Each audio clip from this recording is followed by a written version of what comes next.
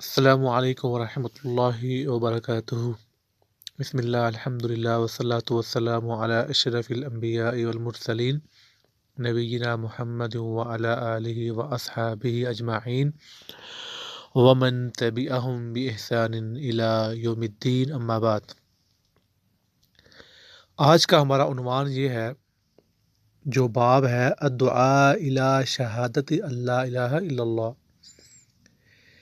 کہ لوگوں کو کلمہ توحید لا الہ الا اللہ کی دعوت پیش کرنا، کہ جب اللہ رب العزت نے ہمیں صحیح عقیدہ ہمیں دے دیا، اللہ تعالیٰ کی توحید، اللہ تعالیٰ کی معرفت جب ہمیں اللہ نے دے دی ہے، تو اب ہم نے اس عقیدے کو، اس دعوت کو ہم نے لوگوں تک جو ہے پہنچانا ہے۔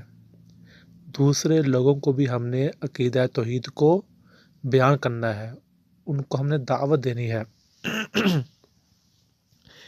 اسی بات کو اللہ رب العزت نے بیان کیا، قُلْ هَٰذِهِ سَبِيلِي أَدْعُو إِلَى اللَّهِ۔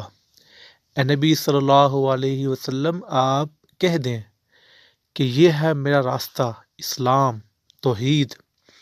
ادعو، میں دعوت دیتا ہوں، کدھر؟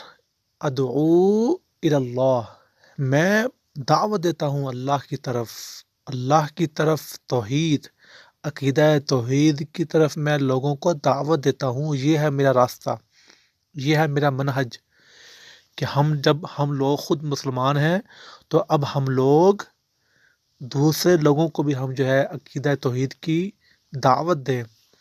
اور اللہ کے نبی محمد رسول اللہ صلی اللہ علیہ وسلم نے جب حضرت معاذ کو جب یمن کی طرف دعوت کے لیے جب ان کو بھیجا تھا، دعوت اسلام کے لیے، تو اللہ کے نبی صلی اللہ علیہ وسلم نے ان کو یہی کہا تھا کہ سب سے پہلے لوگوں کو عقیدہ توحید کی دعوت دینی ہے، کہ لوگ اس بات کو مانیں کہ صرف اور صرف معبود برحق اللہ ہے۔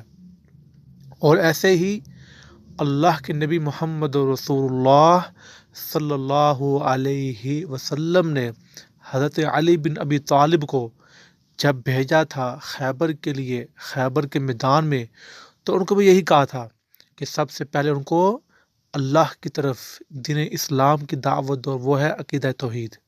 ھذا ما عندی واللہ اعلم۔